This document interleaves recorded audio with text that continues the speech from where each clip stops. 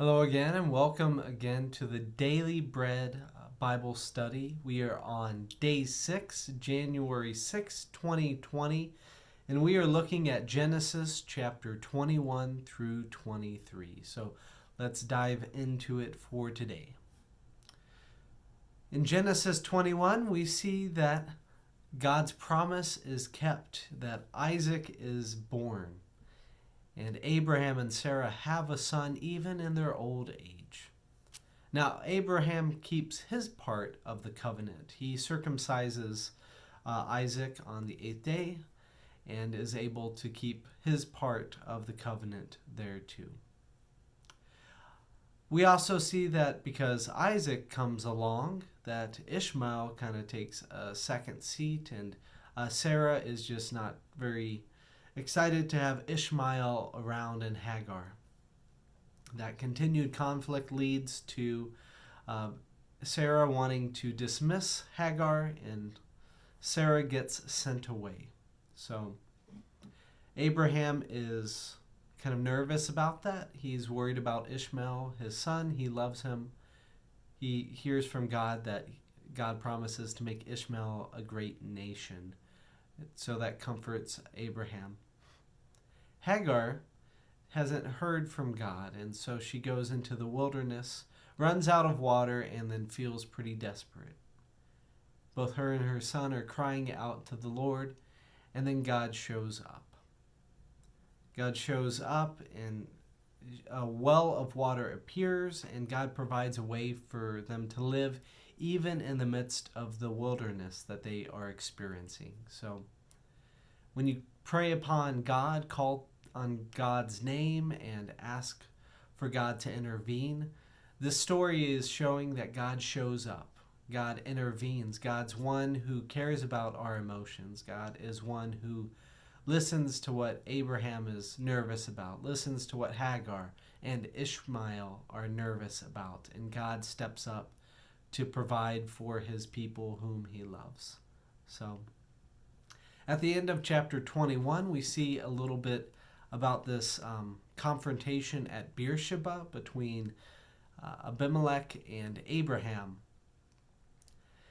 Beersheba is kind of south, and so it's really a good dividing point between Egypt, since Egypt is sprawling at this point and reaching all the way up into past the Sinai Peninsula, all the way over to the area and region of Canaan. So it's a good dividing point between the empire of Egypt and the land of Canaan, which becomes the promised land for Abraham's descendants. So it kind of sets the boundaries on how far Egypt is going to influence the promised land, especially during the time of the conquest of the promised land, so of Canaan.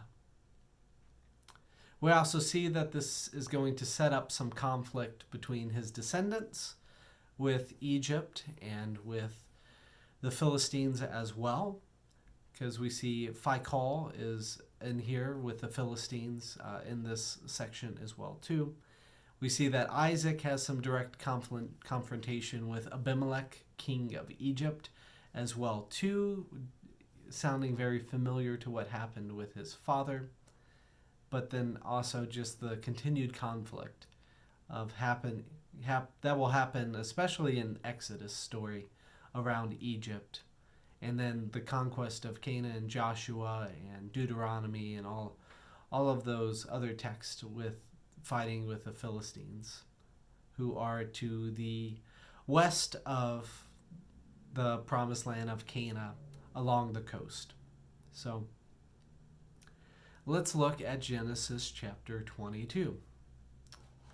Genesis chapter 22 has one of, I guess, the key stories for Abraham and especially for Isaac. Now, Isaac is not really in the stories too much. He's kind of skipped over, glossed over in our ancestry, but he focuses a lot on being the one who is bound and threatened to be offered as a sacrifice. So in some ways you could read it here in the Bible that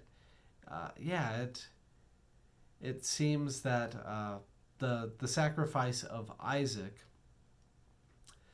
that it is, even though that we have here in our version that it doesn't take place, it doesn't, Abraham does not kill Isaac, but we still see that the impact of, the offering of a sacrifice of Isaac is one in which that it still has a profound impact on Abraham's relationship with God. That God uses this as an opportunity to, see if Abraham is willing to let the Lord provide, and that the Lord might, in fact, be the one who is in control around the descendants that are promised to Abraham. Abraham has to, even though Isaac is not sacrificed in this version, we see that Abraham's control of his descendants is sacrificed, that he gives it up, and that's why he is rewarded,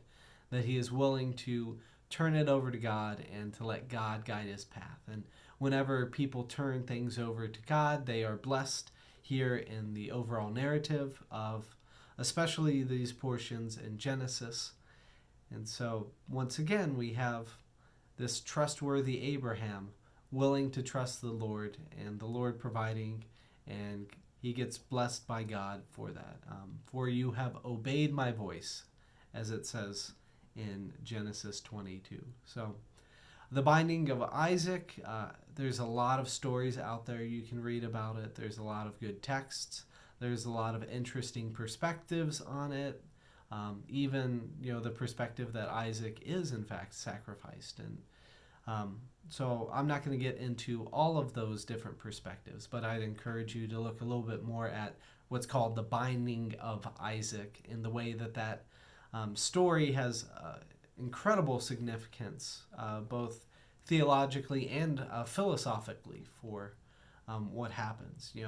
The whole idea of God requiring a human sacrifice is something, especially to us Christians, that is really strange, because Jesus for us is the final sacrifice. He is the one who officially ends the sacrificial system of lifeblood, for that atonement to be made with God. And we as modern people, would think, sacrificing our only son to God sounds like a pagan thing to do. It sounds like a cult,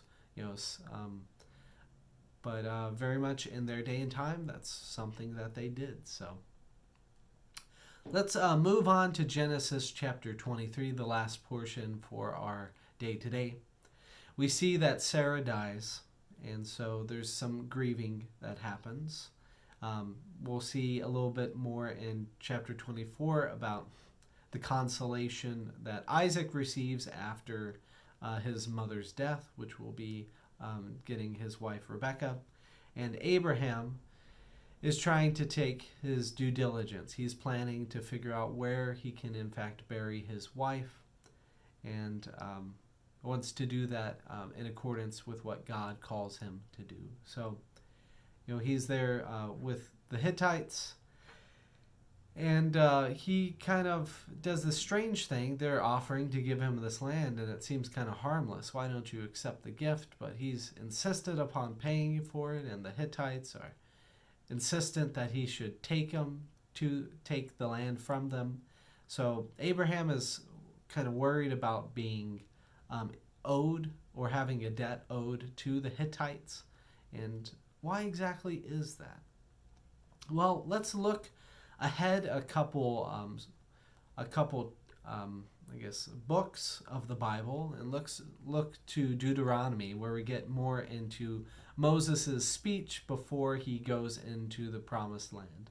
So he in Deuteronomy 20:17 verses 18, he talks about you shall annihilate them, the Hittites, the Amorites, the Canaanites, and the Perizzites, the Hivites, and the Jebusites, just as the Lord your God has commanded.